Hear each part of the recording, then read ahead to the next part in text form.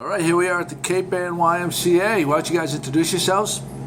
Rick Dowsett, Executive Director of Teen and Camp Services. And I'm Chris Lavasco, the CEO of the YMCA of the North Shore. And I'm Jack Meany, and I've been with the YMCA for a long time. Long time. There you go.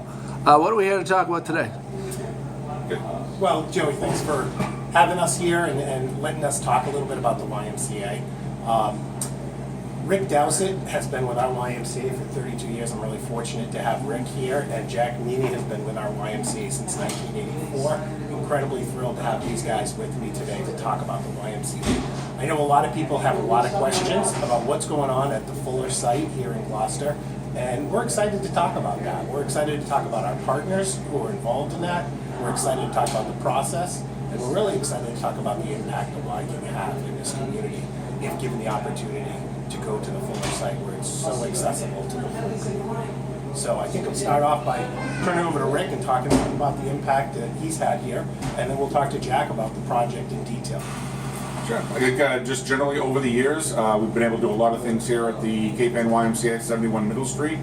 But it's a building that was built in 1971 when women were going to stay at home and everyone had only one car and no one was going to have two jobs in a family. The building doesn't serve the community anymore. It's a large building, but it's 4 stories, stacked building, and very little parking. So we've done as much as we can here.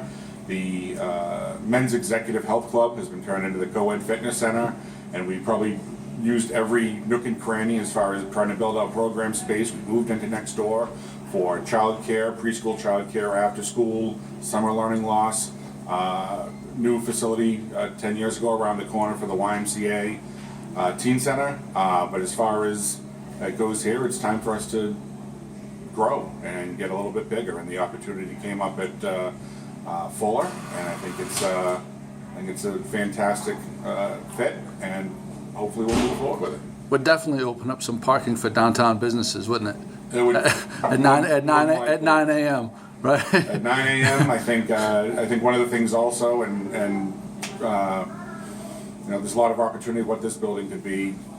Yep. Well, Rick, I think that's one of the primary things, Joey, about what's exciting about Fuller is that you'll be able to drive up there. Kids will be able to get there as well. And when the city made Fuller surplus, one of the things that they did in the RFP was they wanted to make sure that it worked for the city. They wanted to maximize the purchase price. They wanted to be able to, every year, raise taxes so that they could use it to make the city a better place. And so that became clear to us that if we want to get into this property, which is so central for everybody on Cape Ann, and we really want to get to the Fuller site, we needed good partners, and we needed to be able to get a retail component which complemented what was up at Gloucester Crossing. We needed to get a residential component because that really is what generates the tax income. And we felt like we really were able, with those 2 partners, to put together a really good proposal that met everything and exceeded everything that the city wanted to do.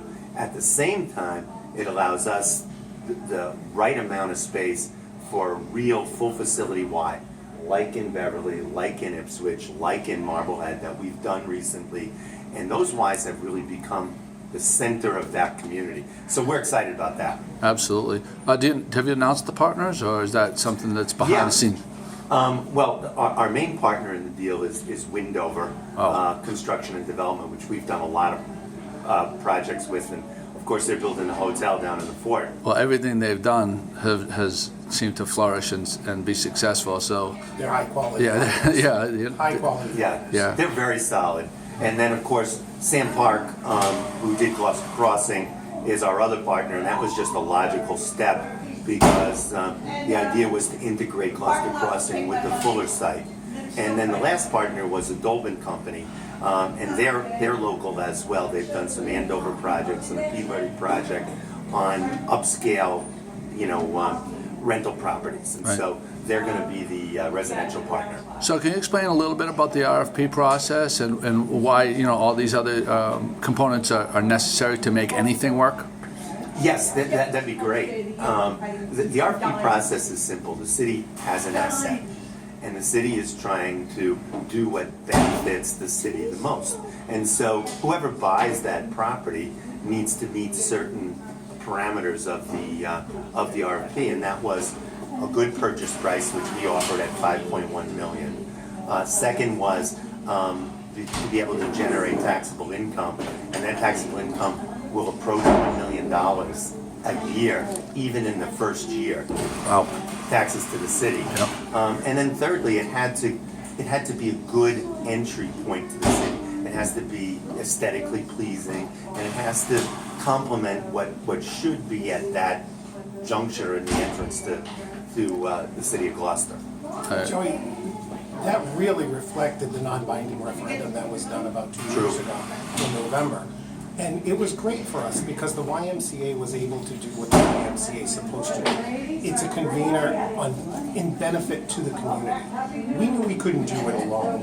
And so bringing in these other components, these taxable entities, the components that could bring more to the game, it wasn't like just let's build a new Y, though that's incredibly important. It was let's be a part of master planning, an incredible asset for the community. Because I think sometimes people forget a little bit when they say the YMCA, that really, when you ask the question, what is the YMCA? Well, this YMCA is 5,000 residents of the communities of Cape Ann.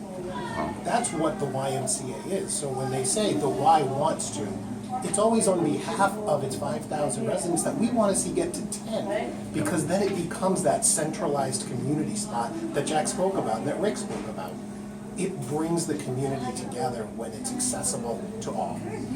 There you go. I think that pretty much sums it up. Anything you guys want to add? I think one last point I'd like to throw in is a lot of the scuttlebutt around town is that if you move away from downtown, kids aren't going to be able to be accessible to it and be able to get to the Y. You know, I live over on Sergeant Street on the other side of Burns Field. The Fuller School is as close to me, the Fuller area is as close to me as this Y is. It's a 6-minute walk. So a lot of the kids being able to ride bikes up over Millet Street, Trask Street, up through Green Street, it is super accessible and as accessible as this Y is to kids on foot. So just like to quell that misconception. I guess one last thing.